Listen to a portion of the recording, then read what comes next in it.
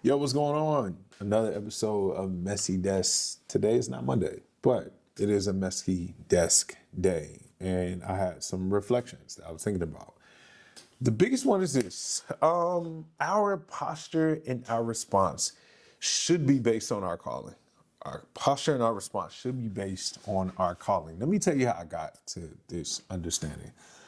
I was a part of a few conversations about marriage and being called to be a husband. I believe, as a Christian man, as a pastor, that marriage is a calling and that we are called to certain things as people who are in marriage, right? So, me as a husband, me having a calling to be a husband means something. All of the same stuff you've heard, Ephesians chapter 5, that I am called to love my wife as Christ loves the church, and all of the other things that the Bible says. But there are certain things that cannot be proof text, and yet it still speaks to the calling of being a husband.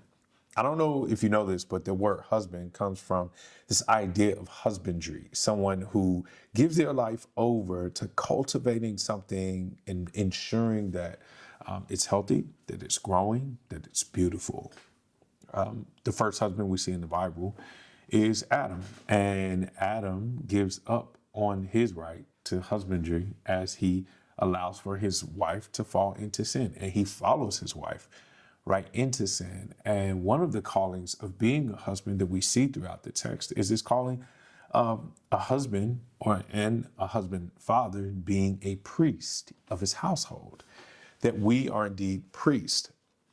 Now, in the Bible, the priest had a very important role, but it wasn't one that was very prestigious or one that a lot of people would go after. Matter of fact, a priest was actually stripped of a lot of his rights. A priest had to give up a lot of things because it was understood that what the priest received most was the favor of God and the presence of God. And yet the priest stood as a mediator between God and people.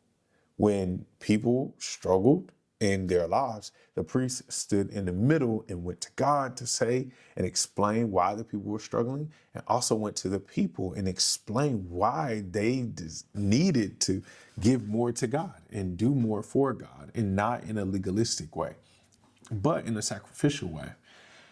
I say all that to say, as a priest of a household and a priest of a family, you live a life that's sacrificial. You live a life that's prayer-filled.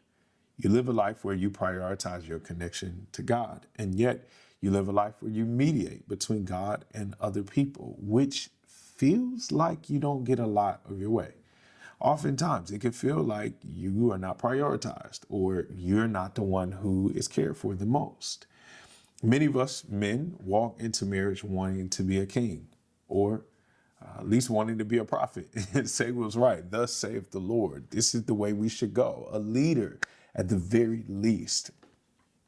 And yet where I see so many of us struggle, and I say us because I struggle with this a lot, is in the calling to be a priest.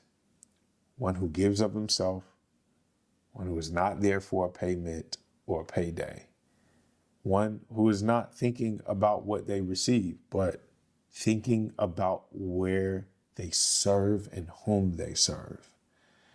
Men, if you're not laying yourself down for your bride or your family, if you are not thinking more about their needs and their connection to God than yours, if there are instances where sacrifice is far from your mind and receiving is close to your mind, then I would say go back to your calling. We are called to be not only husbands who cultivate our wives and our family, but we're called to be priests of our house to ensure that our people are walking with the Lord. Your calling should determine your posture. Your calling should determine your response. Whenever you have marital issues, family issues, drama, think about your calling above all else. Because that calling comes from Jesus, the one who is our high priest, the one who is able to empathize with all that we go through, because he was tempted to the point and yet did not sin. Instead, he gave his life over for us. That was his calling. Now we have to live out ours. God bless. I hope this was a powerful word for you. Love you.